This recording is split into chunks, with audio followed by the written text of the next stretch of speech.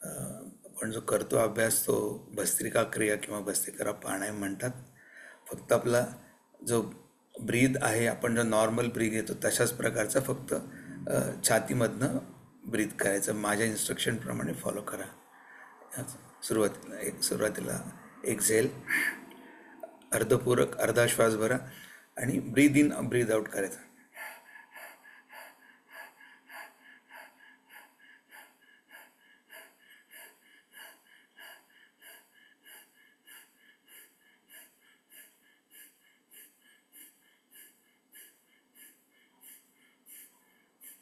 Stop.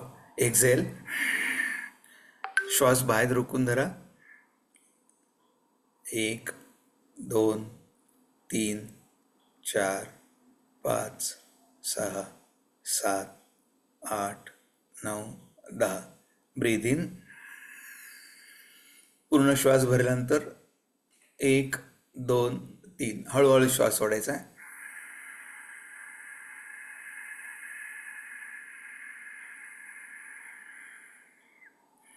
आणखीन 2 round करूया. Exhale, अर्धपूरक,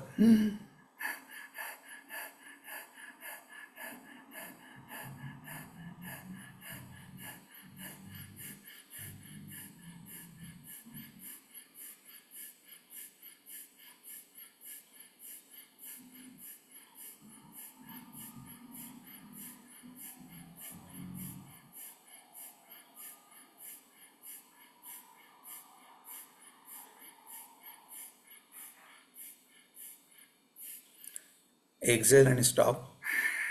बाह्य कुंभक, बाहेर श्वास रोखून धरा. 1 2 3 4 5 6 7 8 9 आणि 10. फुल ब्रीथ करा. Hold. 1 2 3. Slow breathe out.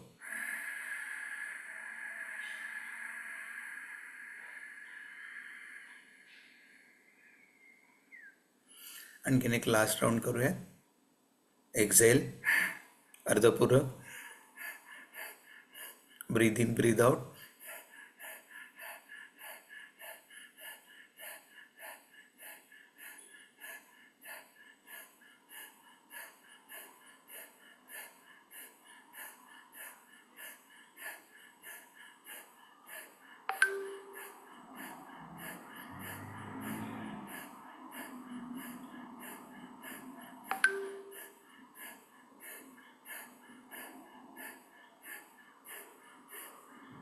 Stop, breathe out. Hold breath. 1 2 3 4 5 6 7 8 9 10. Full breathe in.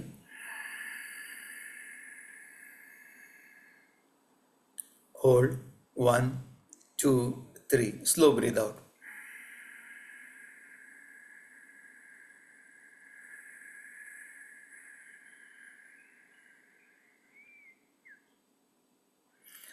प्राणायाम नंतर आपण ओंकार साधनेचा अभ्यास करतोय. जेवढा आपला श्वास आहे त्या अर्ध्या श्वासामध्ये ओ म्हणायचं आणि राहिलेल्या अर्ध्या श्वासामध्ये मकार करायचा आहे. आध्यात्मिक प्रगतीसाठी मकार जास्त केलेला कधीही चांगला. ओंकार हा घंटानादासारखा दीर्घ असावा, तेलाच्या धारेसारखा अखंड असावा आणि शंखनादासारखा गंभीर असावा. सुरुवातीला आपण 3 ओंकार, नंतर 1 मिनिटाचं ध्यान, नंतर 2 ओंकार. ओके. एक्सेल, घर्षणयुक्त पूरक.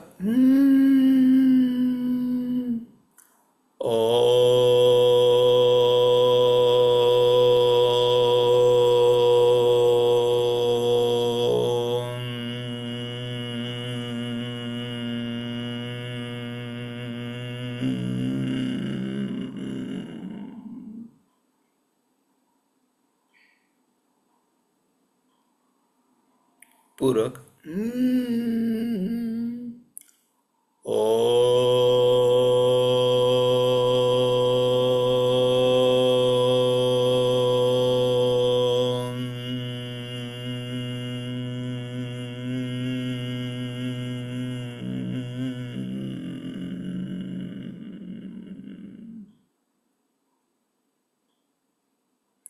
पूरक. हम्म. ओ.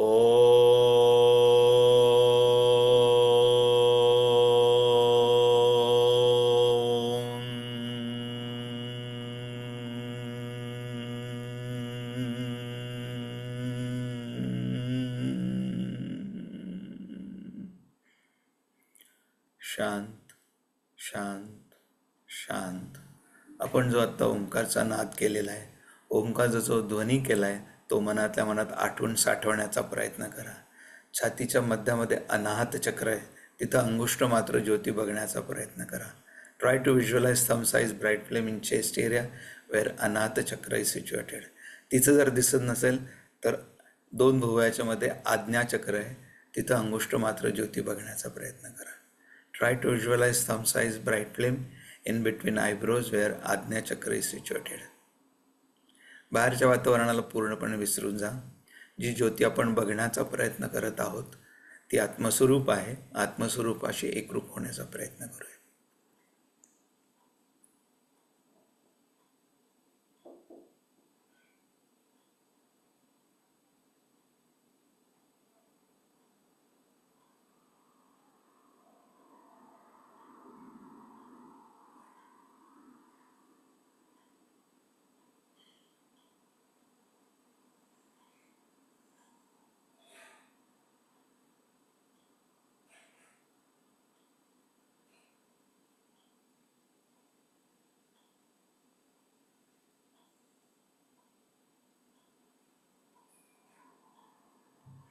परत एकदा 2 वेळा ओंकार.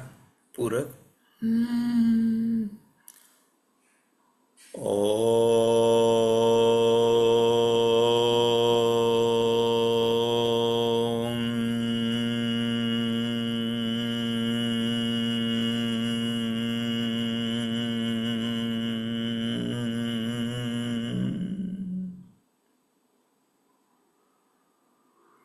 पूरक. ओ.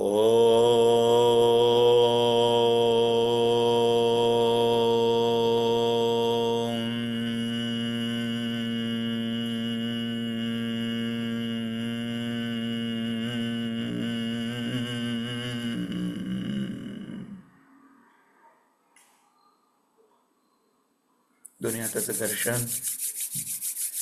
जी ऊर्जा आपण प्राणायाम आणि ओंकार साधनेच्या अभ्यासातून मिळवली त्या ऊर्जेचं संचलन पूर्ण शरीरभर करूयात. दोन्ही हातांनी चेहरा कप करा.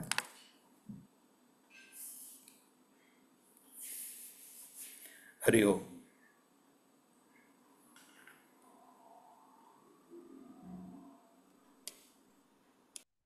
नमस्कार. आता आपल्याला डॉक्टर काका अ, वैराग्य निरूपण या समासाविषयी आपल्याला मार्गदर्शन करतील. तर त्याआधी आपल्या ग्रुपवर सलीलनी समर्थांचं वैराग्य अष्टक टाकलेलं आहे, तर आपण आधी ते म्हणूया.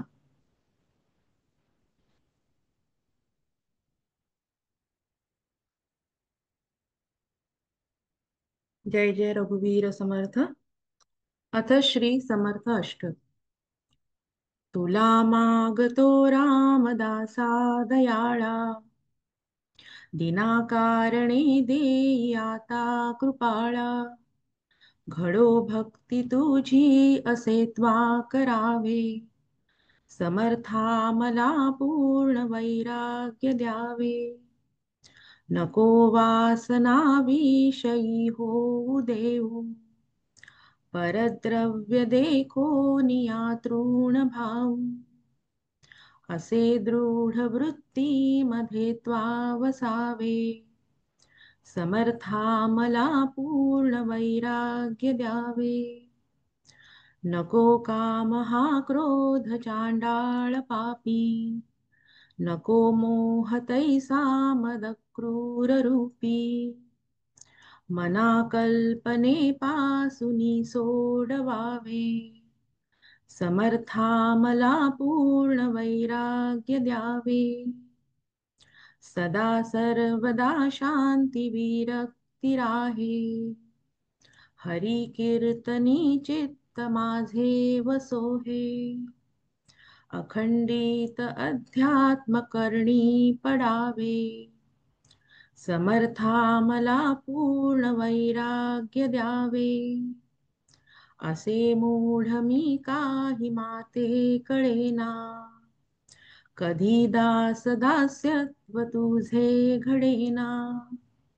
श्रीहस्त ठेवूनी दुःखा हरावे. समर्था मला पूर्ण वैराग्य द्यावे. सदा संगती सज्जनाची असावी. मती दुर्मती काही कोठे नसावी. मनी लोचनी राम रूपा पहावे. समर्था मला पूर्ण वैराग्य द्यावे. असे आवडी अंतरी दर्शनाची. परिभाग्यहीना मला भेटी कैची.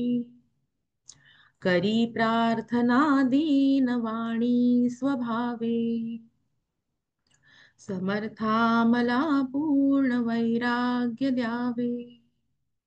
खरा दास बोधी असे भाव माझा. मना माझी हा लागला ध्यास तुझा. म्हणे उद्धव सूत हाती धरावे. समर्था मला पूर्ण वैराग्य द्यावे. समर्था मला पूर्ण वैराग्य द्यावे. जय जय रघुवीर समर्थ. आता मी डॉक्टर काकांना विनंती करते की त्यांनी आम्हाला मार्गदर्शन.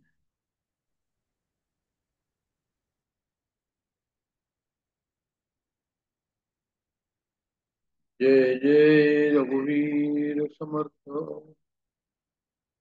गणाधीश जो ईश सर्वा गुणांचा. मुळारंभ आरंभ तो निर्गुणाचा. नमो शारदा मूळ चत्वार वाचा. गमू पंथ अनंतया राघवाचा. जय जय रघुवीर समर्थ. गुरु ब्रह्मा गुरुर्विष्णू गुरुदेव महेश्वर. गुरु साक्षात परब्रह्म तस्मै श्री गुरुवे. आपल्या सर्वांना नम्र अभिवादन. आवाज बरोबर येतोय की नाही त्याप्रमाणे मला कळवावं. वैरागी निरूपण ह्या समासाचा आपला अभ्यास चाललेला आहे. जुन्या दासबोधामध्ये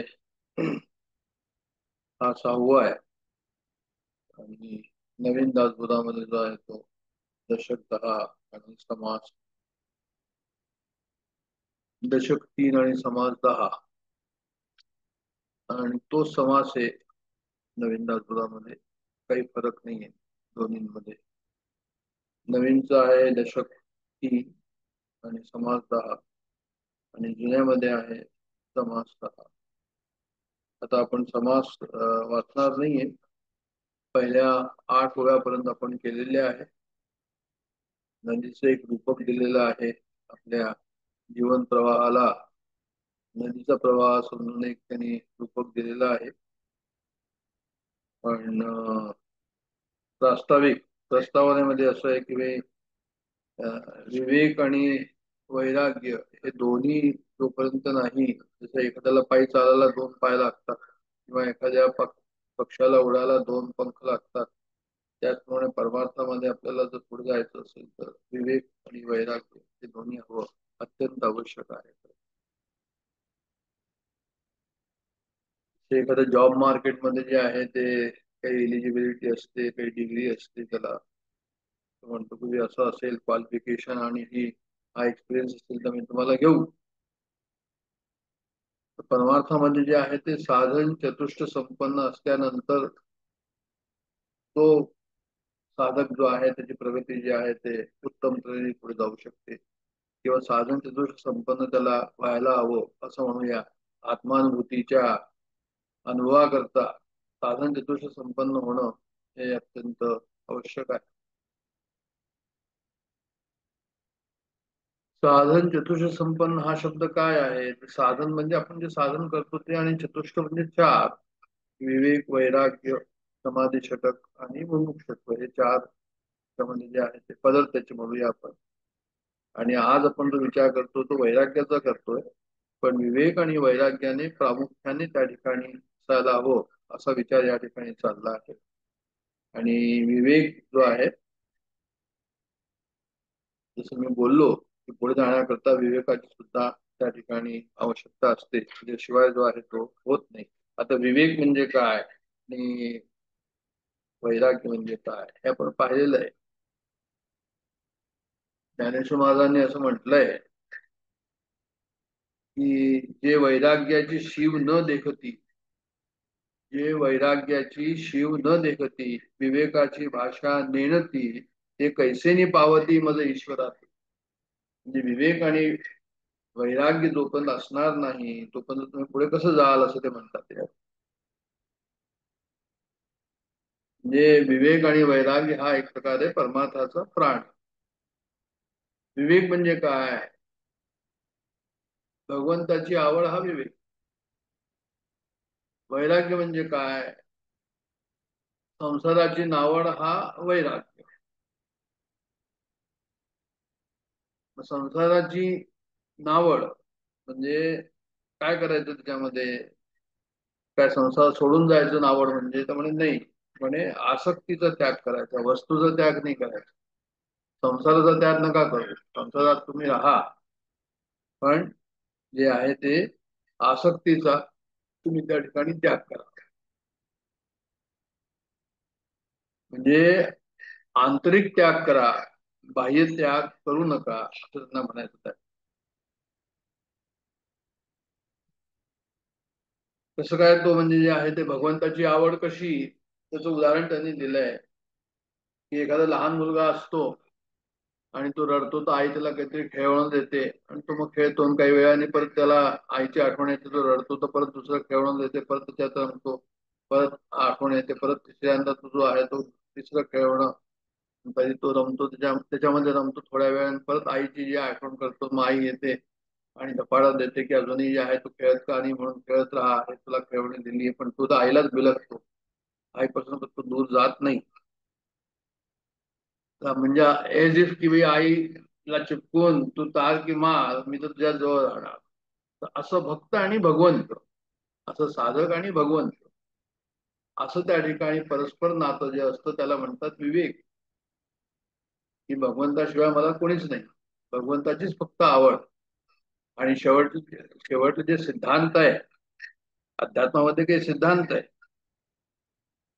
जसं की दृश्य जगताची नावड म्हणजे ब्रह्मसत्यम जगन मिथ्या, म्हणजे दृश्य जगताची जी आहे ती नावड झाली, आणि ब्रह्मसत्यम म्हणजे काय झालं तर म्हणजे जे आहे ते परमेश्वरच सर्व काही आहे, हे दुसरं झालं. आणि तिसरं अहम ब्रह्मास्मी, की तोच मी आहे. हे तीनच सिद्धांत आहे. हे सिद्धांत आपल्याला जे आहे ते नेहमीच लक्षात ठेवायचे. सर्व सर्व काही पूर्ण अध्यात्माचा जो हे आहे डोलारा, ह्या तीन सिद्धांतावरच आहे. आणि त्याच्यामध्ये काय आड येतं या सिद्धांतामध्ये, म्हणजे विषयासक्ती आड येते. आणि विषयासक्ती म्हणजे काय? आसक्ती. आणि आसक्तीचा त्याग करणं हे वैराग्य. म्हणून वैराग्य जे आहे ते अत्यंत महत्वाचं आहे. म्हणजे काय होतं, पुष्कळ वेळा भगवंताची आठवण आम्हाला दुःख आल्यानंतर होते. कुंतीने कृष्णाला म्हटलं की मला तुझी आठवण व्हावी, तर म्हणे तू असं कर की मला दुःखच दे, तुझी आठवण राहील. त्याचप्रमाणे जो त्रिविध तापे पोळला, संसार दुःखे दुखवला, तुझी अधिकारी झाला परमार्थाविषयी. तर हे विवेक आणि वैराग्य हे केव्हा सदृढ होईल, तर म्हणे आम्हाला काही दुःख आलं तर म्हणजे तुम्ही असं कसं म्हणतात? लोक तर जे आहे ते असं म्हणणं म्हणजे अपशकुन सारखंच झालं थोडंसं, की आम्हाला दुःख येऊ दे. पण नाही, परमार्थाच्या वाटा ज्या आहे ते वेगळ्याच आहे थोड्याशा. परमार्थामध्ये ज्याला प्रगती करायची असेल त्याला जर दुःख आलं तर समजावं की परमेश्वर त्याला मदत करतोय परमार्थाकडे घेऊन जाण्याकरता. ही दृष्टी आहे परमार्थाची. तर म्हणून भगवंताची निवड हा विवेक, दृश्य जगताची नावड हा भगवंताची निवड हा विवेक आणि दृश्य जगताची नावड हे वैराग्य. मग दासबोधामध्ये तिसऱ्या समासात काय सांगितलंय? त्यामुळे तिसऱ्या समासामध्ये त्यांनी एक असं रूपक केलेलं आहे की कोणी एक मनुष्य आहे आणि त्याला खूप त्रास होतो संसारामध्ये, आणि त्याच्यानंतर मग चौथ्या ह्याच्यात काय सांगितलंय? भगवंताची भक्ती सांगितली. दासबोधामध्ये सुद्धा तिसरा आणि चौथा दशक जो आहे तो अशाच प्रकारचं थोडस रिप्रेझेंटेशन करतो असं म्हणायला त्या ठिकाणी काही हरकत नाही. तर असं ते विवेक आणि वैराग्य. पण आता एक आणखीन याच्यामध्ये आपल्याला लक्षात ठेवायला हवं, आणि ते काय लक्षात ठेवायचं की वैराग्य जे आहे हे असं नको की एकच आहे, म्हणजे विवेक आहे आणि वैराग्य नाही, आणि वैराग्य आहे विवेक नाही, असं नको.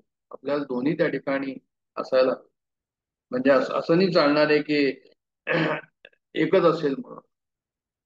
तर विवेक वैराग्य निरूपण हा जो दासबोधामध्ये समास आहे नवीन दासबोधामध्ये, त्यांनी असं लिहिलंय की महद्भाग्य हाताशी आले परी भोगू नाही जाणितले, तैसे वैराग्य उत्पन्न झाले परी विवेक नाही. म्हणजे तुम्हाला भाग्याने तुम्हाला जे आहे ते मिळालं की वैराग्य तुम्हाला उत्पन्न झालं, पण त्या ठिकाणी विवेक नसेल तर म्हणजे जे आहे ते परत त्या ठिकाणी तुमचं काम होणार नाही.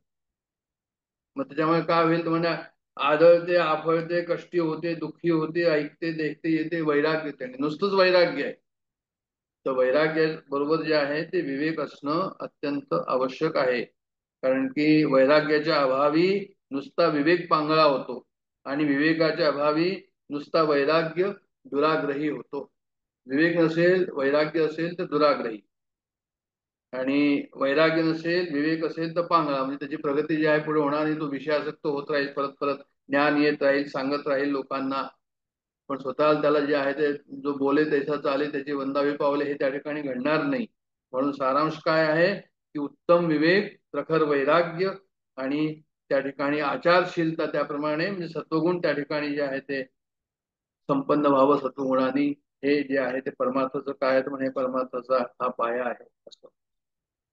नाही तर मग विवेकी विण वैराग्य केले तरी अविवेकी अनर्थी घातले, आपण पाहिलंच आहे. म्हणजे अशामुळे काय होईल, विवेकीने वैराग्य केलं तर हिमालयात जाऊन बसला आणि जे आहे ते भिक्षा मागू लागला, कोणी वेळेवर भिक्षा दिली नाही तर त्याला राग आला, अशा प्रकारचं काही असेल तर मग काय होईल म्हणजे ना प्रपंच ना परमार्थ अवघे जिण्याची व्यर्थ, असं समर्थांनी लिहिलं या विवेक वैराग्याच्या. तर प्रखर वैराग्य उदासीन प्रत्ययाचे ब्रह्मज्ञान हे अत्यंत हवं. विवेक वैराग्य ते ऐसे नुसते वैराग्य हेकांड पिसे, त्याला ते हेकांड पिसे वैराग्य म्हणतात. शब्दज्ञाने शब्दज्ञानाचं ज्ञान झालं, पण त्याला जे आहे ते शब्दज्ञान होऊन विवेकच फक्त आला नाही, जे आहे ते म्हणजे विवेक केला नाही, नुसतंच वैराग्य आलं तर ते नको. म्हणून विवेक आणि वैराग्य त्याची जाणीजे महद्भाग्य, रामदास म्हणे योग्य साधू जाणती. हे दोन्ही त्या ठिकाणी जे आहे ते आवश्यक आहे. कारण की विवेके अंतरी सुटला आणि वैराग्य प्रपंची तुटला, अंतर्बाह्य मोकळा झाला निसंग योगी. अशा प्रकारे या ठिकाणी आपण पाहिलं की विवेक म्हणजे काय, वैराग्य म्हणजे काय, आणि दोन्ही आवश्यक आहे हे आपण या ठिकाणी थोडस त्याचा म्हणजे उजळणी केली. हे सर्व आपल्याला माहितीच आहे, असं काही नाही की माहिती नाहीये म्हणून, पण हे सर्व या ठिकाणी आवश्यक आहे. आता ह्या समासाकडे जाताना आपल्याला या ठिकाणी असं दिसतं की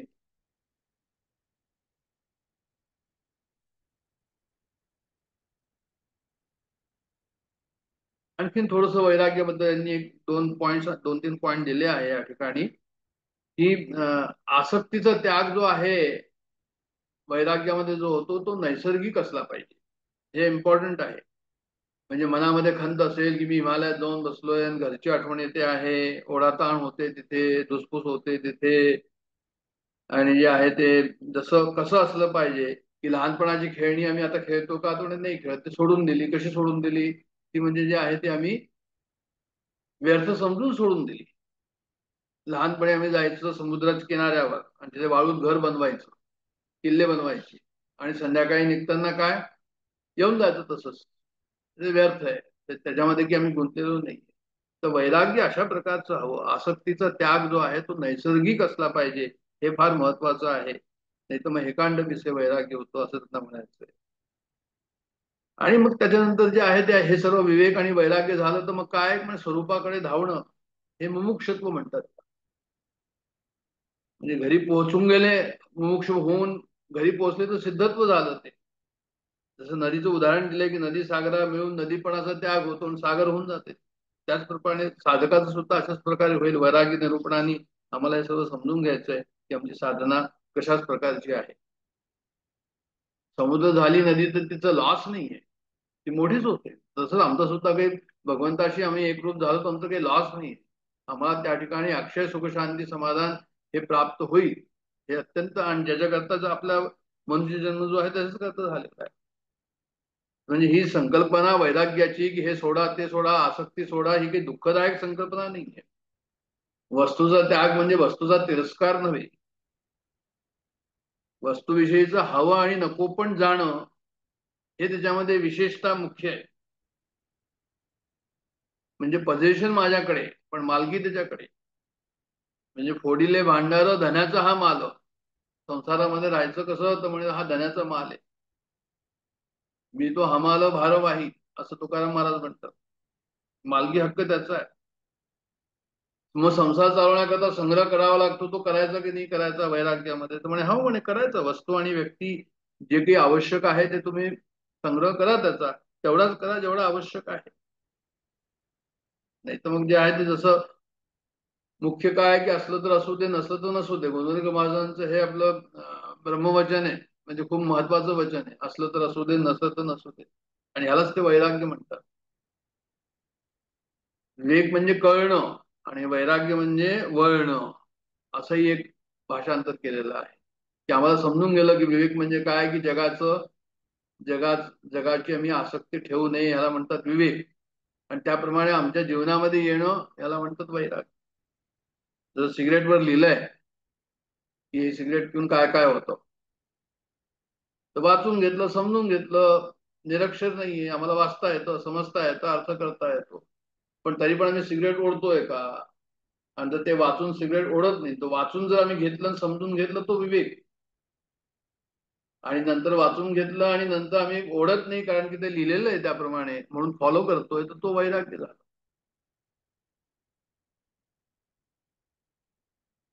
तर असं विवेक आणि वैराग्याचं जे आहे या ठिकाणी त्यांनी कन्सेप्ट दिलेला आहे. आता आपण जे आहे ते याच्यामध्ये जे अडचणी येतात मुख्य अडचण आसक्तीचीच आहे. ते जे आहे ते पाहायला म्हणजे कोणते प्रतिबंध येतात ते पाहायला पाहिजे. आसक्ती ही मुख्य आहे त्याच्यामध्ये. आणि आसक्ती जी कशामध्ये सर्वात जास्त असते याचं एक विवेचन केलेलं आहे. आसक्ती आमची कशात जास्त असते आम्हाला माहिती आहे. शब्दस्पर्श रस रूप गंध हे आमचे 5 विषय.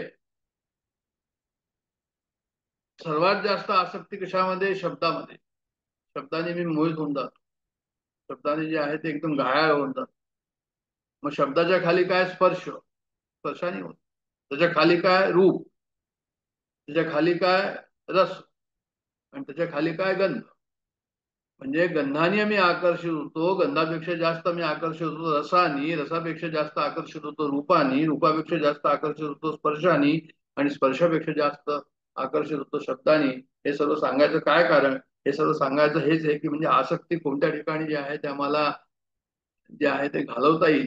आसक्ती कशी घालवायची कुठे आम्ही सावधान राहायचो सर्वात जास्त आसक्ती कुठे हे कळण्याकरता म्हणून हे या ठिकाणी केलं. आणि दुसरं असं की आपली बुद्धी जी आहे ती लिमिटेड आहे. बुद्धी आपली विशालतेला एकदम गवसणी घालत नाही हे लक्षात ठेवायला हवं जेव्हा आपण अभ्यास करतो. म्हणजे हे सुद्धा एक हे आहे. बरं संशय नको काही कुतर्कस्य हे एक प्रतिबिंब आहे. प्रतिबंध आहे हा. प्रतिबंध आहे कशाचा साधनेमध्ये प्रतिबंध येतो की संशय येतात मनामध्ये ते नको. त्याच्याकडे लक्ष ठेवायला हवं. विपरीत धारणा म्हणजे जसं आहे तसं दिसत नाही. आता आकाश निळं नाहीये पण निळं दिसतं. तर जसं आहे तसं नाही हे थोडंसं नेहमी लक्षात ठेवायला हवं आपल्याला.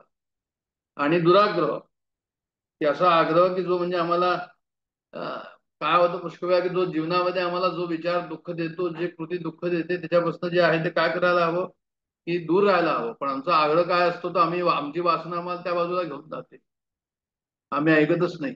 तो म्हणतो अरे हा हट्टी आहे, दुराग्रह आहे, तो ऐकायलाच तयार नाहीये. अशा प्रकारचं जे आहे ते हे सर्व कामवासना, कर्मवासना, अपराध वासना ह्याला म्हणतात असं अध्यात्मामध्ये. ते सर्व थोडस जे आहे ते आपल्याला लक्षात ठेवायला हवं. आणि शेवटला पॉइंट आहे की तृष्णा. तृष्णेमध्ये त्यांचं असं म्हणणं की तृष्णा कधीच म्हातारी होत नाही. आम्ही म्हातारे होतो आणि उलट आहे, आम्ही जसे जसे म्हातारे होतो तृष्णा आणखीन तरुण होते. म्हणजे काय होते की तृष्णा वाढते म्हणे.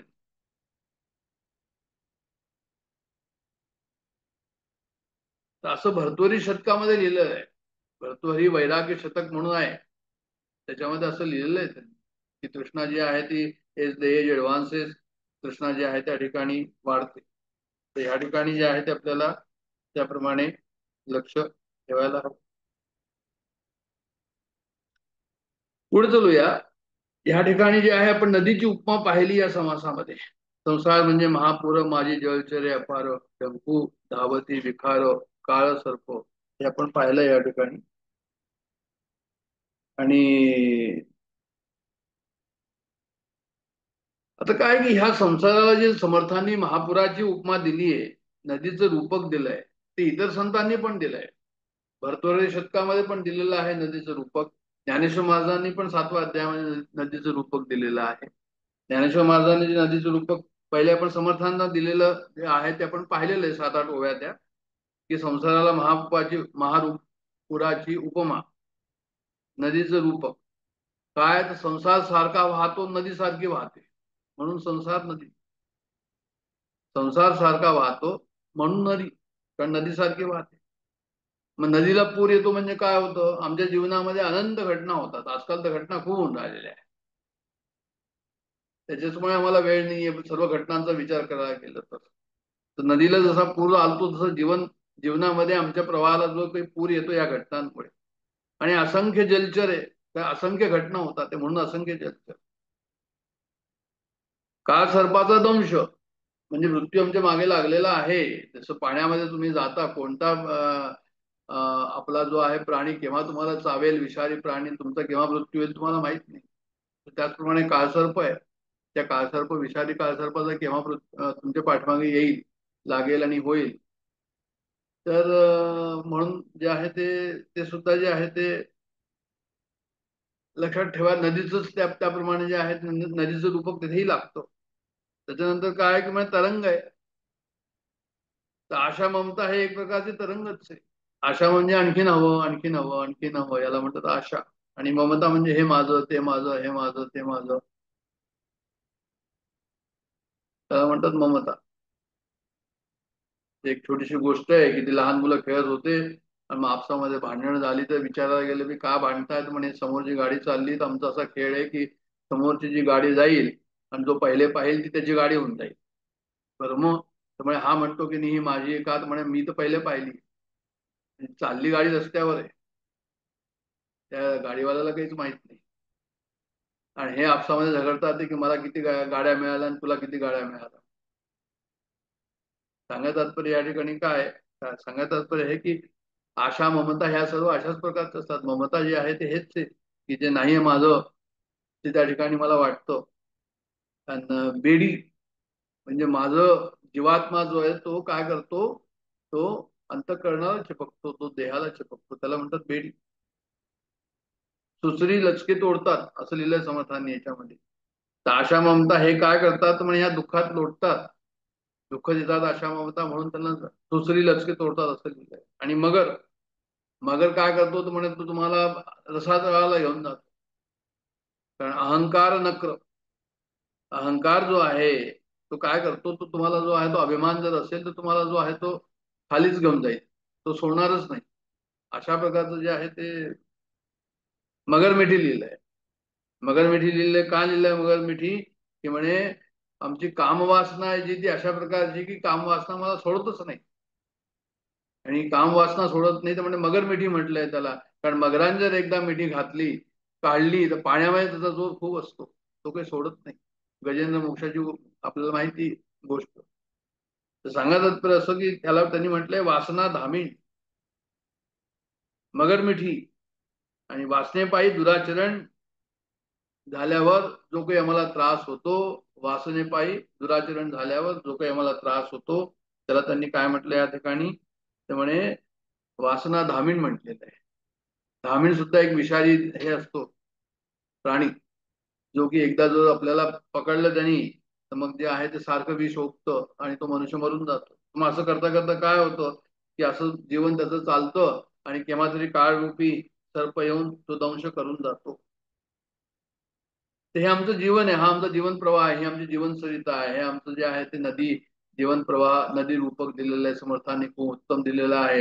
हे वास्तव आहे की नाही हे आम्हाला पाहायचंय. आणि जेव्हा आम्ही याला नीट विचार करतो, चिंतन करतो, डिटेलमध्ये आम्हाला लक्षात येतं की नाही हे तर सर्व वास्तवच आहे. त्याच्यामध्ये काही सुद्धा जे आहे एक थोडं सुद्धा जे आहे ते वेगळं काही नाही त्यांनी जे केलेलं आहे. भरतोरी शतकामध्ये सुद्धा त्यांनी नदीला आशा म्हटलंय, पाण्याला इच्छा म्हटलंय, तरंगाला तृष्णा म्हटलंय, मगरमच्छाला आसक्ती म्हटलंय, पक्षीला त्यांनी तर्क वितर्क म्हटलंय, वृक्ष जे आहे ते नदीच्या ओघामध्ये वृक्ष पडतात तर त्याला धैर्य म्हटलंय की आमचं धैर्य जातो त्या ओघामुळे. असा आमचा जीवन प्रवाह आहे. भोवरे असतात, मोहरूपी भोवरे आहेत. आणि उंच तट, त्या नदीचे तट उंच आहे असं भरतुरी म्हणतात. का उंच तट म्हणतात? म्हणजे आमची चिंता जी आहे ती इतकी चिंता आहे की ती जाता जात नाही, म्हणून ते नदीचे तट जे आहे ते उंच असं त्यांनी म्हटलं.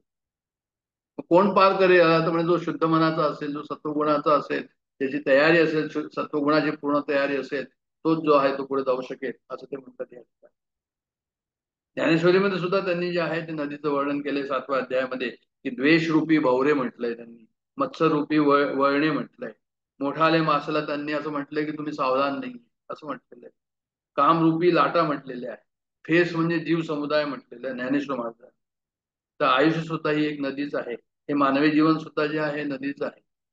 जसं ही डोंगरातून एक नदी निघते आणि ती बाहेर येते, ती छोटी धारा असते डोंगरामध्ये, मग ती बाहेर आल्यानंतर काय होतात, अनेक जलप्रवाह त्याला येऊन मिळतात, मग ती खूप मोठी होते, मोठी होत जाते, समुद्राकडे जाते, विशाल होते आणि समुद्राला जाऊन मिळते. आमचा सुद्धा जन्म होतो, लहान बाळ असतो, त्यावेळेस जे आहे ते आम्हाला काहीच माहित नसतं, मग त्याच्यामध्ये ज्ञान येतं, ज्ञान प्राप्ती होते, विचार येतात, त्या ठिकाणी विचार प्राप्ती होते, आम्हाला कर्तृत्व काय आहे ते समजवलं जातं. मग मी कर्तृत्व त्याप्रमाणे जे आहे ते आमचं कर्तृत्वाप्रमाणे आम्ही काम करतो. मग आमचे आपले जे आहे ते फॅमिलीज होतात, आमची बायको, आमची मुलं, नातवंड, हे सर्व जो आहे तो विशाल तर त्या ठिकाणी झाली. जसे नदी जी आहे ते इतर जलप्रवाह मिळतात तसे तेही आम्हाला येऊन मिळतात. मग ही जीवन सरिता अशा प्रकारे जे आहे ते काय होतं, ते आम्हाला तर समुद्राला जाऊन मिळालं पाहिजे, पण मध्येच जे आहे ते काय होतं, हा जीवन प्रवाह मध्ये जर लुप्त झाला, भगवंताकडे जर नाही जाऊन पावला, भगवंताकडे जाणं अत्यंत आवश्यक आहे, भगवंताला पोचणं आवश्यक आहे, सागराला जाऊन मिळणं, भगवंत सागराला जाऊन मिळणं आवश्यक आहे. त्याच्याकरता पण हा विवेक आणि वैराग्य.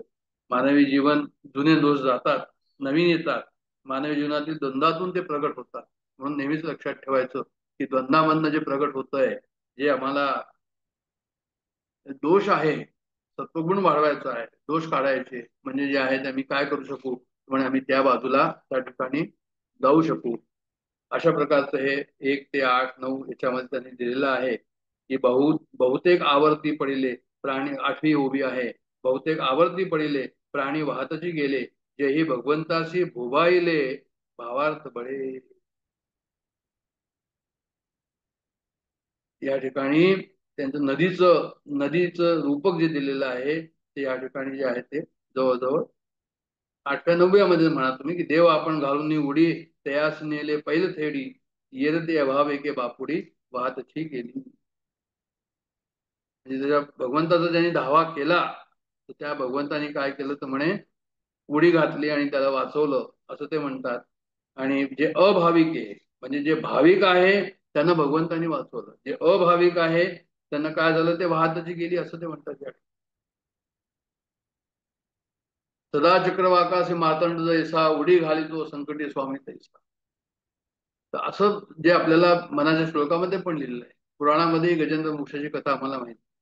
तर म्हणून काय की जेव्हा तो म्हणतात की म्हणे जर त्यांनी खूप मोठ्याने त्याच्या नावाने जर धावा केला, माणसाने भक्तीच्या जोरावर भगवंताला मोठ्याने हाक मारली,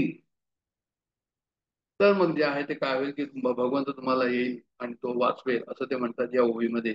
आणि पुढच्या ओळीमध्ये म्हणतात की भगवंत भावाचा भुकेला, भावार्थ देखून बोलला, आणि संकटी पावे भाविकाला रक्षित असे. भाव म्हणजे देव अशी संपूर्ण श्रद्धा या ठिकाणी जो आहे तो आपण समजायचो. आणि भावाचं देखून बोलला असं म्हटलंय त्यांनी त्या ठिकाणी. म्हणजे भगवंतच अशा श्रद्धेला भुकेलेला असतो आणि ती श्रद्धा तिच्यापासून निर्माण होणारं प्रेम ज्याच्यापाशी असतं त्यालाच जो आहे तो भगवंत त्याला काय करतो, भुलून जातो.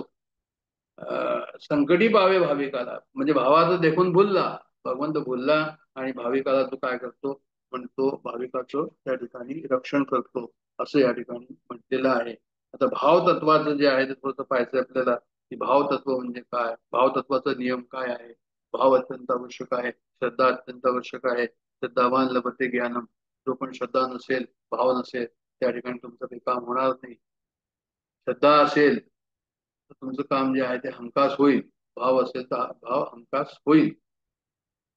म्हणजे जे आहे ते जसा भाव तसा देव, भावना जयाची तैसी जैसी ती फळेल त्याला तैसी. तर पुढे आहे भावाबद्दलचं वर्णन या ठिकाणी, की पण भगवंत भावाचा भुकेला, भावाचा देखून भुलला. भाव म्हणजे काय तर म्हणजे माणसाची ईश्वर प्रचिती ही भावावर अवलंबून असते, म्हणून भावाला एवढं महत्व आहे. आम्हाला जर ईश्वराचा साक्षात्कार करायचा असेल तर आमचा पूर्ण भाव आमच्या तत्वज्ञानामध्ये हवा, आमच्या गुरुवर हवा, आमच्या इष्टदेवतेवर हवा, आमच्या शास्त्रावर हवा. आणि तो पूर्ण पूर्ण भाव जो आहे तो मी त्या ठिकाणी ठेवला, पूर्ण श्रद्धा त्या ठिकाणी ठेवली, पुढे वाढले तर काय होईल तर म्हणजे आम्हाला जी आहे ती ईश्वर प्रचिती त्या ठिकाणी येईल, कारण की ती भावावर अवलंबून आहे. जितका भाव शुद्ध, जितका भाव स्थिर, जितका भाव विशाल, तितकी ईश्वर प्रचिती जी आहे त्याप्रमाणे लवकर येईल आणि त्याप्रमाणे तुम्हाला प्रचिती भगवंताची कृपा होईल. अशी जर भक्ती असेल तर म्हणजे भक्ती आणि कृपा हे एक प्रकारे ध्वनी आणि प्रतिध्वनी सारखं उपमा दिलेली आहे त्याला, की जसं तुम्ही ध्वनी कराल त्याप्रमाणे प्रतिध्वनी येईल. तसंच तुम्ही जितका भाव ठेवा, जितकी तुम्ही श्रद्धा ठेवा, ज्या भावाने तुम्ही भगवंताला पुकाराल, आवाज द्याल, धावा कराल, त्या भावाने जो आहे तो आपल्याला ईश्वर आपल्या समोर प्रगटेल. आरशाचं उदाहरण पुढे दिलेलं आहे, ते याच्यामध्ये ओव्यांमध्ये येणारच आहे, की आरसा असतो आणि आपण त्याच्यामध्ये पाहतो तर आमचं प्रतिबिंब कसं असतं दिसतं, त्याच्यामध्ये जसे आम्ही असतो तसं दिसतो.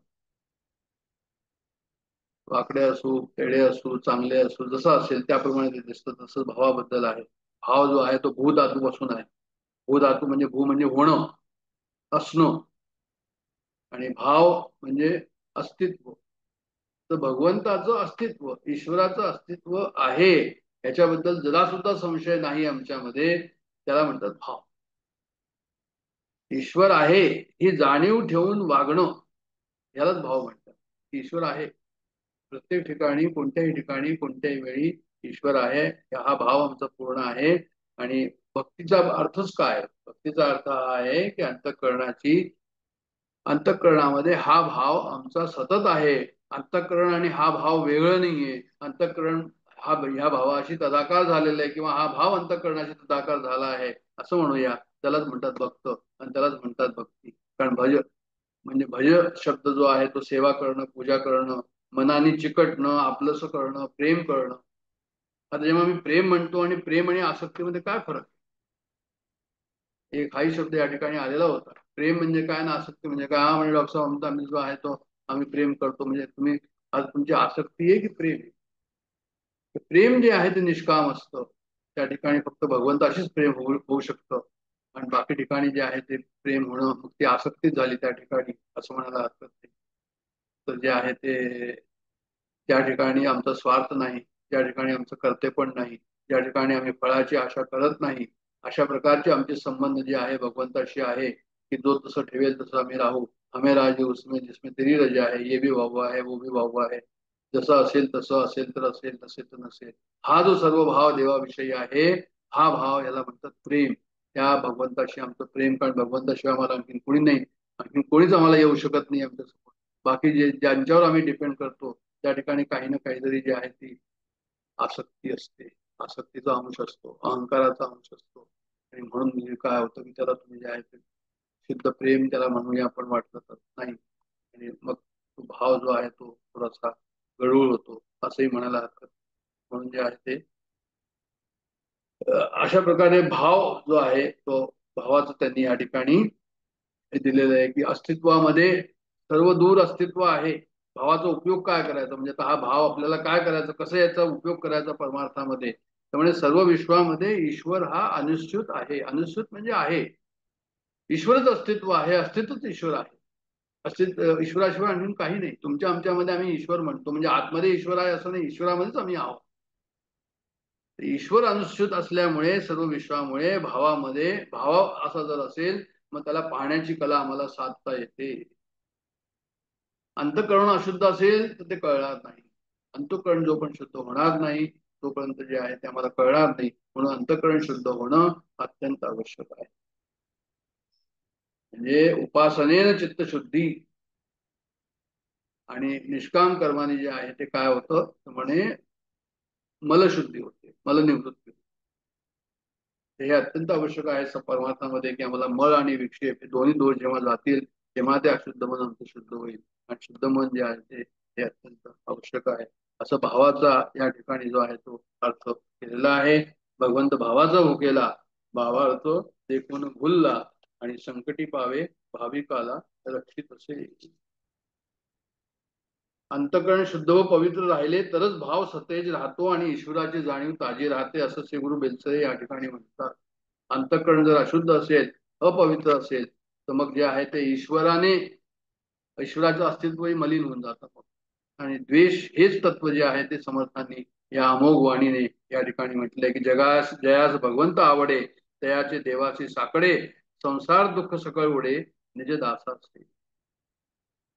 म्हणजे भगवंत काय करतो, म्हणजे संसाराचं दुःख जो आहे तो नाहीस करतो. जसं आम्ही भाव करू त्याप्रमाणे आम्हाला जो आहे तो ईश्वराचा साक्षात्कार होईल. आम्ही दूर राहू त्याप्रमाणे होईल, आम्ही जवळ जाऊ भगवंताच्या त्याप्रमाणे होईल. जे अंकित ईश्वराचे त्या सोहळे निज सुखाचे, धन्यतेची दैवाचे भाविक जन. जैसा भाव जयापासी तैसा देव तयासी, जाणे भाव अंत साक्षी प्राणी मानतात. जरी भाव असला माईक तरी देव होय महाठक, नवल तयाचे कौतुक दैसाच तैसा. जैसे जयाचे भजन तैसेची दे समाधान, नाव भाव होता किंचित न्यून, आपणही दुरावे. तर आपण पाहिलं या ठिकाणी की जे आहे ते भावाबद्दलचं लिहिलंय. जैसा भाव जयापाशी तैसा देव तयापाशी, जाणे भाव अंतर साक्षी प्राणी मात्र. जरी भाव असला माईक तरी देव होय माया ठको. म्हणजे ते म्हणतात की भाई तुम्हाला जर आतमध्ये जर असं असेल, आसक्ती असेल, तुम्हाला जर अहंकार असेल, तुम्हाला असं वाटत असेल की माझं नाव मोठं व्हावं, मला चांगलं बोलता यावं, मला धन मिळावं, मला कीर्ती मिळावी, सत्ता संपत्ती अशी कीर्ती प्रतिष्ठा याच्यामध्ये थोडस अंश असेल, तर मग तो जो आहे जसा भाव असेल माईक त्याप्रमाणे जो आहे तो देवा तुम्हाला जो आहे तो प्रतिसाद सुद्धा त्याप्रमाणे मिळेल असं त्यांना म्हणायचं आहे. असं म्हणतात की श्री गुरु बेलसऱ्यांनी असं सांगितलं की काळ खूप कठीण येणार आहे, तुम्ही नेहमी नामात राहा सतत, अशी त्यांनी शिकवण जी आहे ती दिली आहे. या संदर्भामध्ये या ठिकाणी लिहिलेलं आहे.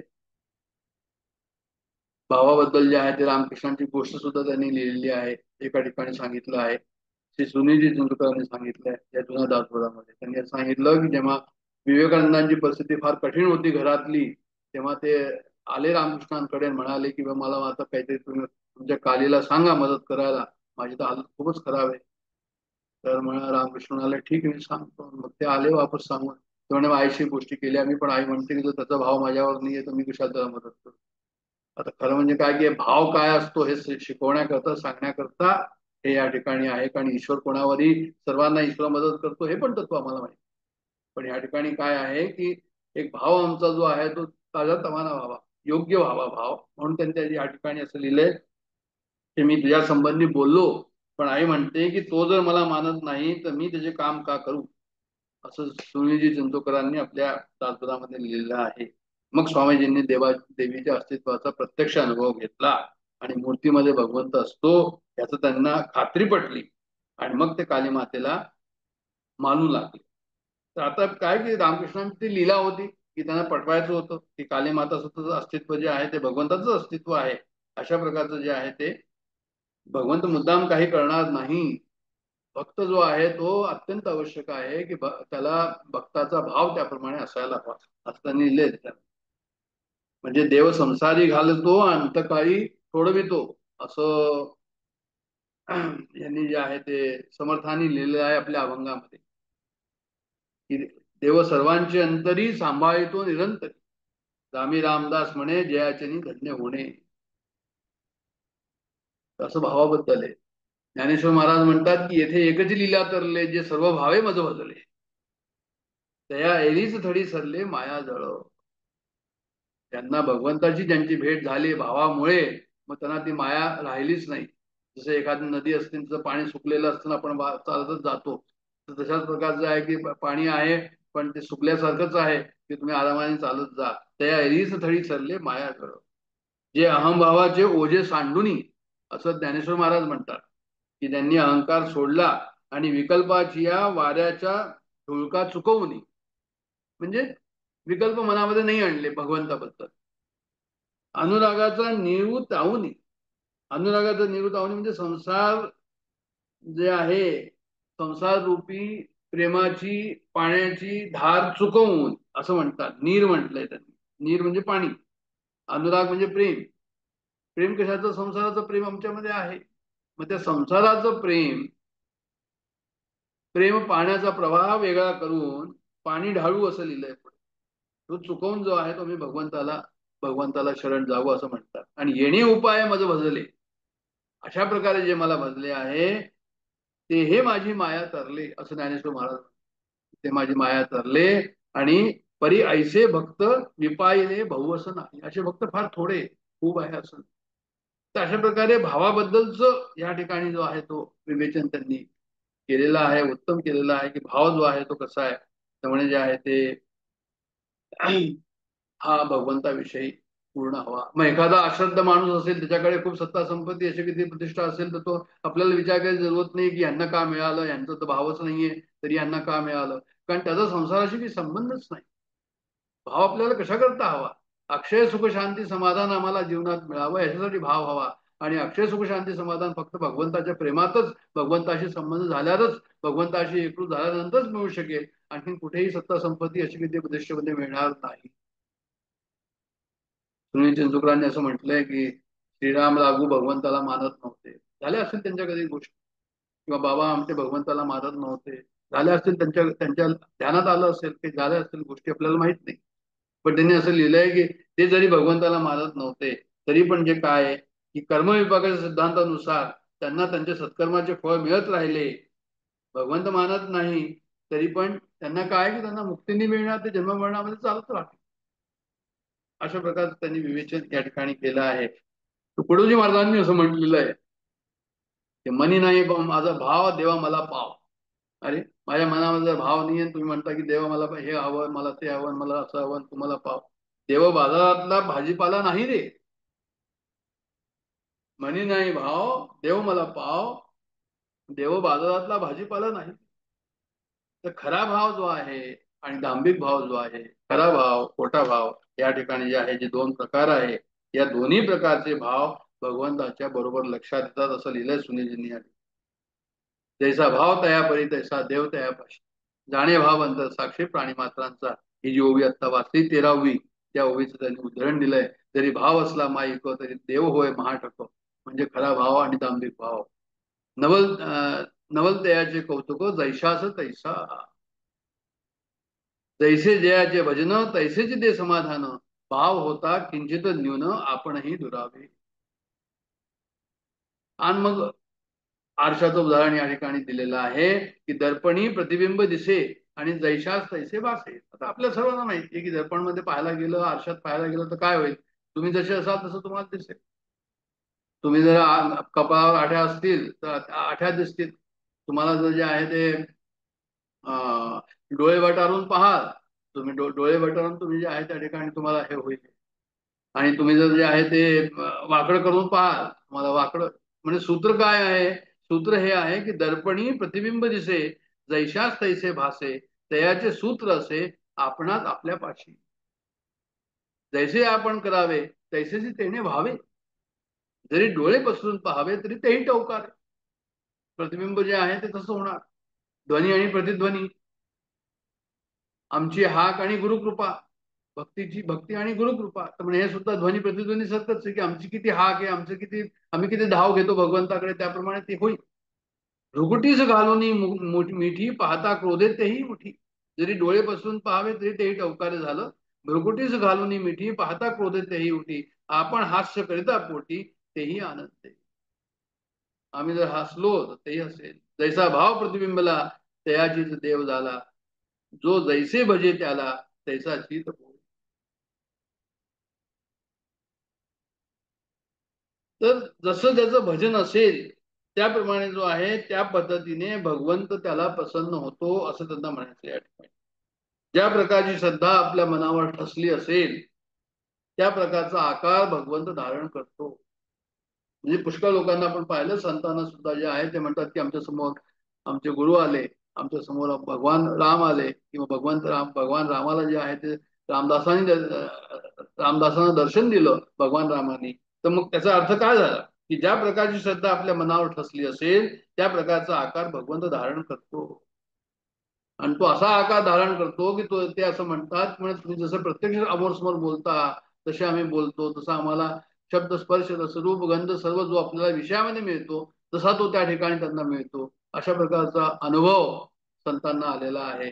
आणि अशा प्रकारचा अनुभव जेव्हा येतो तेव्हा ते म्हणतात की आम्हाला देव प्रसन्न झाला, म्हणजे देवाचा साक्षात्कार आम्हाला झाला, सगुण रूपाचा साक्षात्कार त्यांना झाला असं त्यांना म्हणायचं त्या ठिकाणी. तर ज्या प्रकार तो कसा झाला, भाव इतका जबरदस्त होता म्हणून झाला. भाव जर जबरदस्त नसेल तर तसं होणार. म्हणून या ठिकाणी जे समर्थांनी लिहिलंय की जैसा भाव प्रतिबिंबला तयाचाची देव झाला. म्हणजे तुम्हाला होईल की नाही होणार म्हणे, तुम्हाला पण होईल, कोणालाही होईल. भाव तेवढा शुद्ध हवा. शुद्ध भाव जर असेल आणि खूप त्याच्या पाठीमागे जर आपण असाल तर तुमची जी इष्ट देवता आहे, तुमचे जे गुरु आहे, तुमचे जे आणखीन कोणी राम आहे, कृष्ण आहे, मारुती आहे, ते सुद्धा तुम्हाला जे आहे त्या अशा प्रकारे तुमच्या भावामध्ये तुमच्या स्वप्नामध्ये दर्शन देतील. तुकाराम महाराजांना स्वप्नामध्येच गुरु त्यांनी केला होता. ते त्यांचे गुरुचं जे आहे ते त्याच्या स्वप्नामध्येच त्यांना म्हणे रामकृष्ण हरी त्यांनी मला जप दिलं. तर जो जैसे भजे तयाला तैसाची गोळे असं त्यांनी 19व्या ओळीमध्ये या ठिकाणी म्हटलेलं आहे. तर काय याच्यामध्ये त्यांनी पुढे असं दिलेलं आहे की काय करतो म्हणे भगवंत, तर म्हणे जे आहे तो त्याच्या पाठीमागचा आपला हेतू तपासतो असं. आणखीन एक त्यांनी विचार या ठिकाणी मांडलाय तोही उत्तम आहे की काम क्रोध आणि लोभ हे म्हणतात की स्वाभाविक आपले गुण आहे, स्वभावाने समोर येतात. काम क्रोध लोभ आपण असं म्हणतो की अरे उपजतच आले की काय असं आपल्याला वाटतं की आम्हाला आवडताच येत नाही, आमचा क्रोध आवडता येत नाही, आमचं काम आवडता येत नाही, आमचा लोभ आवडता येत नाही. पण असंही काही आहे त्या ठिकाणी की म्हणजे ज्याला आपण म्हणतो किंवा दांभिकता, मत्सर, द्वेष हे तर म्हणे स्वाभाविक नाही. आम्हाला जर कोणाचा द्वेष होत असेल, कोणाचा उत्कर्ष होत असेल तर द्वेष होतो. कोणी जर रसातळाला जात असेल आणि आमचा शत्रू असेल तर आम्हाला वाटतं बरं झालं, ठीक आहे, त्याची त्याला शिक्षा मिळाली, आपण असलं मनामध्ये विचार करतो. मत्सर होतो, त्याला मिळालं मला का मिळालं नाही, मी पण तेवढीच मेहनत केली पण मला नाही मिळालं. दांभिकता, मग मी जो नाही तो मी दाखवणं, याला म्हणतात दांभिकता. ते हे जर आहे हे स्वतः अशा प्रकारे जर ते दाखवणं ही स्वतःशी बैमानी आहे. मग अशी जर आमची बैमानी असेल आमच्या भक्तीमध्ये, आमच्या साधनेमध्ये, मग भगवंत जो आहे तो तुम्हाला कशा प्रकारे तुमच्या समोर येईल. म्हणून एका ठिकाणी असं म्हटलंय कोणी की जीवन बहुत सरळ आहे आणि मनुष्य बहुत जटिल आहे. आता आपल्याला ते पटण्यासारखं आहे हे सेंटेन्स जो आहे त्यांनी लिहिलं इथे की ओशोनी असं म्हटलं होतं म्हणून एकदा. तर आम्हाला कोणत्याही प्रकारचं जे आवश्यक नाही ते जे आहे ते घालवायचं आहे आणि तमोगुण रजोगुणापासून आम्हाला सत्वगुणाकडे वाटचाल करायची आहे. कारण सत्वगुणाकडे जोपर्यंत वाटचाल होणार नाही तोपर्यंत आमचं काम होणार नाही. कारण भगवंत काय करतात त्यामुळे भगवंत असं धरून चालू की कर्माच्या मागचा हेतू ते तपासतात. बैमानीचा असेल तुमच्या कर्माचा मागचा हेतू तर त्या ठिकाणी तुम्हाला तसं फळ मिळेल. आणि तुमचा जर शुद्ध हेतू असेल, निष्काम हेतू असेल, भगवंताची सेवा करणं हाच हे असेल की हा भगवंतच आहे, त्याचीच जणू काही मी सेवा करतो आहे आता एकनाथ महाराजांचं उदाहरण आम्हाला माहिती आहे की ते तिकडे गंगेची कावड घेऊन रामेश्वरला गेले. रामेश्वरच्या जवळ पोहोचले, त्या वाळवंटामध्ये जे गाढव तडफडत होतं पाण्याकरता, तरी त्याला ती कावडचं पाणी जे आहे त्याला पाजलं. लोकांनी पुष्कळ आरडाओरडा केला, पण त्यांनी म्हटलं भगवंत हाच तर भगवंत आहे, दुसरा भगवंत अस्तित्वात भगवंत आहे, हाच भगवंत. ही जी एक उच्च स्थिती संतांना प्राप्त झालेली आहे, ते पण जीव होते, आम्ही पण जीव आहोत, आणि आम्हाला सुद्धा प्राप्त होऊ शकते. फक्त हे की आमचा हेतू, आमचं अंतःकरण तेवढं शुद्ध त्याप्रमाणे करायला हवं.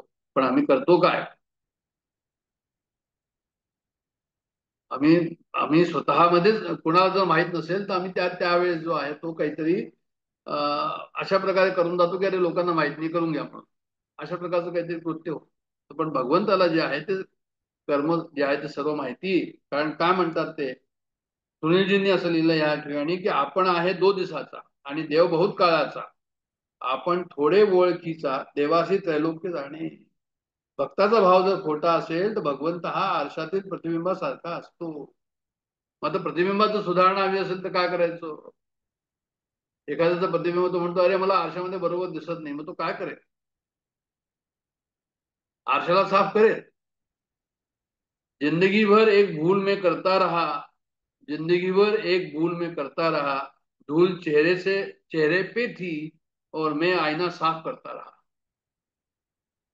हे असं होतं आमच्याबरोबर.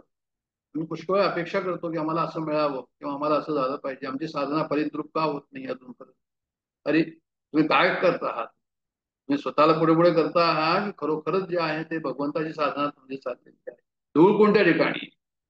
आरशावर आहे की आमच्यावर आहे? असे हो जया अंतरी भाव जैसा, वसे हो तया अंतरी देव तैसा, अनन्यासी रक्षी तसे चाप पाणी, नुपेक्षी कदा रामदासा विमान. तुमचा जर वात्सल्य भाव असेल तर भगवंत शिशूचं रूप घेऊन येईल. तो होते ना सूरदासजी, त्यांचा बालकृष्ण होत. जेव्हा एकदा जे आहे ते मला वाटतं ते सुद्धा जे आहे ते तुळशीदासजींच्या वेळचेच होते, त्या समकाळचे. आणि असं सांगतात की सभा चालली होती, ते पण होते आणि तुळशीदासजी पण होते. तर यांनी काहीतरी सभेमध्ये व्यत्यय आला, कोणीतरी हत्ती आला, एक उन्मत्त, तर सर्व लोक पांगले की अरे हा हत्ती जो आहे तो कोणाला पाडो नाही म्हणून. आणि सुरदासजी पण गेले. आणि आपले हे जे आहे तुलसीदासजी तिथेच बसले. थोड्या वेळाने जो आहे तो हत्ती चालला गेला. मग नंतर जे आहे ते काय झालं, मग सर्व लोक वापस आले हत्ती गेल्यावर. परत त्यांची सभा सुरू झाली. तुळशीदासजींनी विचारलं सुरदासजीला, अरे हे काय? सर्वदूर परमेश्वर आहे आणि असं सर्व आहे, तर मग तुम्ही कसं काय इकडनं उठून गेला? आता मी तर इथेच होतो म्हणे. सुरदासांनी काय उत्तर द्यावं? खूप उत्तम मार्मिक उत्तर दिलेलं आहे, ते लक्षात ठेवण्यासारखं आहे. भावाचं तो उत्तर आहे. जसा भाव तसा देव. की म्हणे असं आहे की म्हणे तुम्हाला रक्षण करण्याकरता तुमचे श्रीराम धनुष्यबाण घेऊन तुमच्या समोर उभे, तुमच्या पाठीमागे उभे. म्हणे माझ्या बालकृष्णाला जर काही झालं तर म्हणे मला कोण कोण त्यांना वाचवेल, म्हणून मी बालकृष्णाला घेऊन पळून गेलो.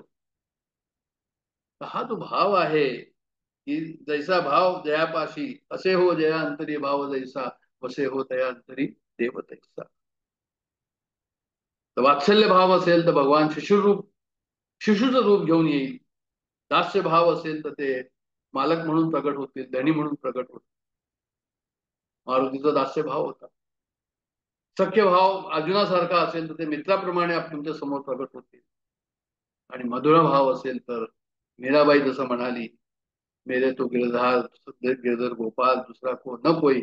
मग त्या मधुरा भावामध्ये परमेश्वर कुठे असेल बरं? तर परमेश्वर त्यांच्याच हृदयामध्ये विराजमान होतो, असं वर्णन केलेलं आहे. तर जसा भाव असेल, भाव खरा की खोटा हे महत्वाचं आहे. तर सख्य भावाबद्दल त्यांनी काही या ठिकाणी ओव्या दिल्या आहे की देव सख्यत्वे राहे आपणासी, ते तो वर्म आपणाची पासी, आपण वचने बोलावे जैसी तैसी येती पडसाद. आपण असता अन्य भावे देव तत्काळाची पावे, आपण त्रास घेता जीवे देवही त्रासे. आणि जैसे जयाचे भजन तैसाची देवही आपण, हे सख्य भक्तीची ओव्या आहे समर्थांच्या, याच्या नाही. म्हणून हे अवघे जाणं आपणाची पाशी. आपल्या हाकेला भगवंतांनी जर प्रतिसाद दिला नाही तर आपल्या हाकेत किंवा प्रयत्नात काहीतरी गडबड आहे हे लक्षात ठेवावं, असं सुनीलजी म्हणतात या ठिकाणी. ते आपल्याला कौशल करतात. हे सर्व जे आहे मुद्दाम त्यांचं नाव घेऊन सांगतोय मी की हे माझंच नाहीये, हे सर्व काही त्यांचं आहे. की ओढिले भांडार धन्याचा हा माल, मी तो हमाल भारवाही, अशी आपली साधकांची परिस्थिती आहे. तर याच्यामध्ये जे आहे ते आमच्या हाकेमध्ये आमच्या प्रयत्नात काहीतरी गडबड आहे हे आम्ही लक्षात ठेवावं. जर आमच्या हाकेला भगवंताचा प्रतिसाद मिळाला नाही तर भगवंताला दोष देण्यापूर्वी खूप ऑनेस्टली, खूप प्रामाणिकपणे स्वतःच परीक्षण करणं अत्यंत आवश्यक आहे. भाव म्हणजे श्रद्धा. भावे परमार्थाची वाटा, वाहती भक्तीची पेठा, भरला मोक्षाचा चोहाटा सज्जन संग. भावे भजनी जे लागले ते ईश्वरी पावन झाले, भावार्थ बळे उद्धरले पूर्वती ते. त्यामुळे भाव म्हणजे श्रद्धा. जो श्रद्धापूर्वक परमार्थाची वाटचाल करतो, जो श्रद्धापूर्वक याची वाटचाल करतो, तो जो संशय त्या भावाच्या विरुद्ध, श्रद्धेच्या विरुद्ध शब्द आहे संशय. म्हणजे संशय ठेवत नाही असं त्यांना म्हणायचं. माऊली हरिपाठात म्हणते, न सोडी रे भाव टाकी रे संदेह. म्हणजे भाव ठेवायचा आणि संदेह टाकायचा, हे दोन्ही बरोबर झालं पाहिजे. कारण की दोन्ही एक साथ येणार नाही. एक म्यानात दोन तलवार येणार नाही. तशाच प्रकारे जे आहे, तुम्ही म्हणाल की आमचा तर भाव आहे आणि दुसरीकडे संशय पण आहे, पण तसं नाही चालणार.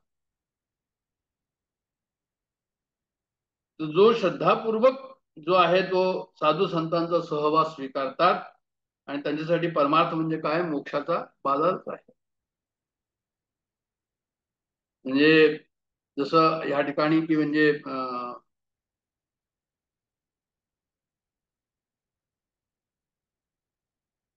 एक आहे म्हणजे जे संतांची मांदियाळी ज्या ठिकाणी आलेली आहे त्या ठिकाणी कसं आहे तर म्हणजे त्या ठिकाणी तर जे आहे ते एक प्रकार तो बाजारच आहे, तो मोक्षाचा बाजारच आहे. त्याला तुम्ही आणखी दुसरं नाव काय द्याल, ते दुसरं नाव देऊ शकाल का त्याला? म्हणजे देखो यारो अजब तमाशा, फेर वखत नाही आने का, राम नाम का लेना देना, हाट भरा सब संतन का. संतांचा हाट बाजार काय तुम्हाला सर्व संतांनी मिळाली आणि तिथे काय घेणं चाललंय, रामनाम का लेना देना, त्याच्याशिवाय आणखीन काही दुसरं नाहीये. हा तो भाव त्या ठिकाणी आहे, ही श्रद्धा त्या ठिकाणी आहे. अशी श्रद्धा जी आहे, श्रद्धावान भक्त भावसागर तरून जातात आणि त्याचबरोबर त्या लोकांना सुद्धा भावसागर तरून जायला ते उपयोगी होतात. अशी 22वी ओवी सांगते की आपण स्वये तरले, जनासही उपयोगा आले आणि कीर्ती श्रवणे झाले अभक्त भावार्थी. त्याचा अर्थ हा सांगितलाय. मग धन्य तेयाची जननी, जे लागले हरिभजनी, तेहीच एक जन्मी सार्थक केला. म्हणजे जे आहे ते अशा प्रकारे हरिभजनाला जे लागले त्यांची माता खरोखर धन्य हो, की त्यांनी अशा प्रकारे त्या नरदेहाला जन्म दिलेला आहे, त्या माणसाला जन्म दिलेला आहे, त्या साधकाला जन्म दिलेला आहे. आणि असे जे भक्त आहे ते सार्थक करतात स्वतःच्या जन्माचं, असं या ठिकाणी म्हणतात. असे साधक जे आहे ते चांगल्या कुळात त्यांना जन्म मिळून ते काय होतात म्हणे, ते मुक्त होतात. तर होईल ते आपण करावे, न होता जना करवी करावे, भगवत भजन राहावे हा धर्म नव्हे. त्यांनी असं म्हटलंय या ठिकाणी की खऱ्या हरिभक्ताची आई जशी धन्य पावते, तसं त्यांनी काय करावं, जे अभक्त आहे त्यांनी सुद्धा जे आहे ते त्यांनी काय केलं, भक्त आहे त्यांनी मातेला धन्य केलं आणि जे अभक्त आहे त्यांनी मातेला धन्य केलं नाही, मातेला शिण दिला, असं त्यांनी लिहिलं या ठिकाणी. आपण करावे करवावे, आपण विवरावे, आपण धरावे भजन मार्गासी, हा उपदेश आहे त्या ठिकाणी. म्हणजे जे आहे ते आम्ही काहीतरी स्वतःच आम्ही जर स्वतःचा परमार्थ सिद्ध केला तर आमच्या कुळाचा सुद्धा उद्धार होईल, असं त्यांना या ठिकाणी म्हणायचं आहे. कारण की जन्म आलियाचे फळ काही करावे सफळ, ऐसे न करिता निर्फळ भूमिभार होय. आता मी थांबतो या ठिकाणी, एक दोन ओव्या वाचून आपण पुढचा भाग पुढच्या वेळेस पाहू. आज आपण मुख्यतः भाव हा शब्द पाहिलेला आहे. भाव या शब्दाचा आपण जे आहे ते विवेक आणि वैराग्य याचा आपण थोडस हे केलं, अभ्यास केला. त्याच्यानंतर नदी रूपक कोणी कोणी संतांनी दिलेला आहे या ठिकाणी, ज्ञानेश्वरांनी पण दिलेला आहे आणि यांनी सुनीलजींनी दिले म्हणजे रामदासांनी दिलेला आहे. भर्तृहरी शतक मध्ये दिलेलं आहे. हे आपण नदीचं रूपक या ठिकाणी पाहिलं. त्याच्यानंतर भावाकडे आपण आलो की भावाचा किती भाव जो आहे तो किती हे आहे, म्हणजे किती उच्च ती साधना आहे. त्या ही साधना जी आहे ह्या आपल्या आजच्या अभ्यासातून आम्हाला त्याच्याबद्दलचं इन्स्पिरेशन मिळावं असं मला म्हणायचं या ठिकाणी. तर नरदेहाची उचित काही करावे आत्महित, येथान शक्त्या चित्तवित्त सर्वोत्तमी लावावे. हे काहीच न धरी जो मनी, असं कोणाला काही वाटत नाही अशा प्रकारं, तर तो मृत्यू प्राय वर्ते जनी, तो जिंदा असून मेल्यासारखाच आहे. जन्मा येऊन तेने जननी वायाचं कष्ट विले. त्याचा जन्म तो भूमिभार झाला, निर्फळ झाला. त्या मातेलाही जे आहे ते उगीच कष्ट झाले त्याच्या जन्मापासून. असं इतकी समर्थांची तळमळ या ठिकाणी आहे. त्यांची किती तळमळ आहे समर्थांची, म्हणून असे शब्द समोर आलेले आहे असं आपल्याला या ठिकाणी मनामध्ये भाव येतो. त्यांना वंदन करू आपण समर्थांना. याच ठिकाणी मी विरमतो. जय जय रघुवीर समर्थ.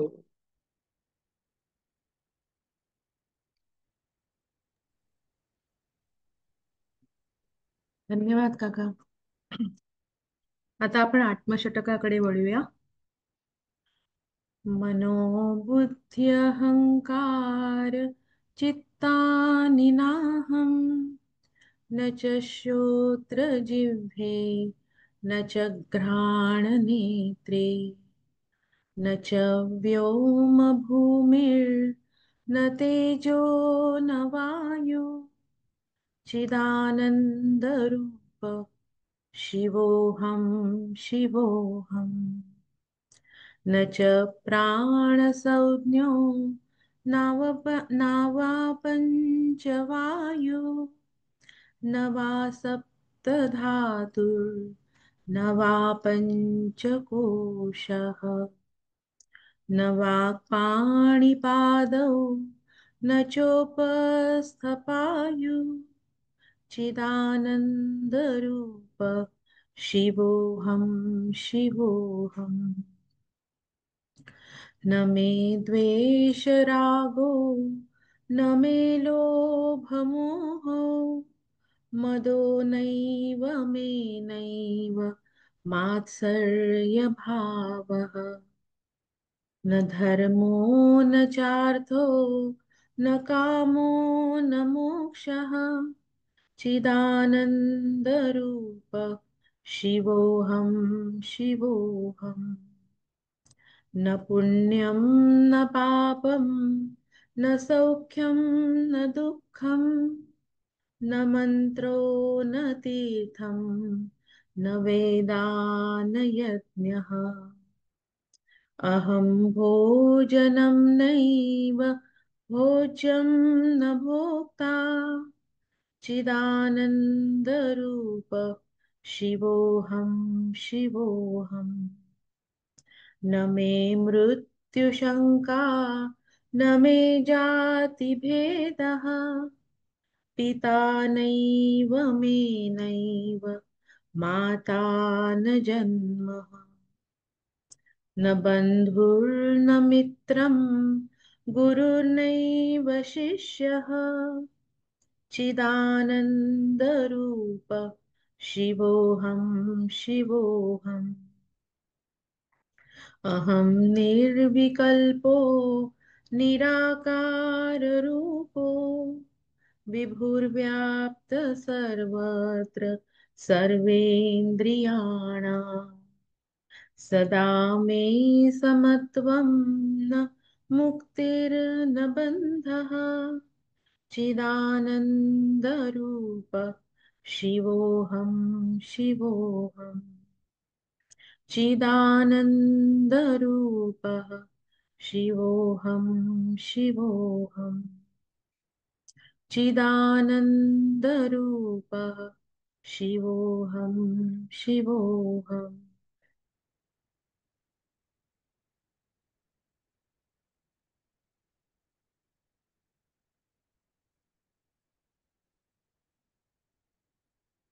ॐ पूर्णमदः पूर्णमिदं पूर्णमुदच्यते, पूर्णस्य पूर्णमादाय पूर्णमेवावशिष्यते। ओम शांति शांति शांति।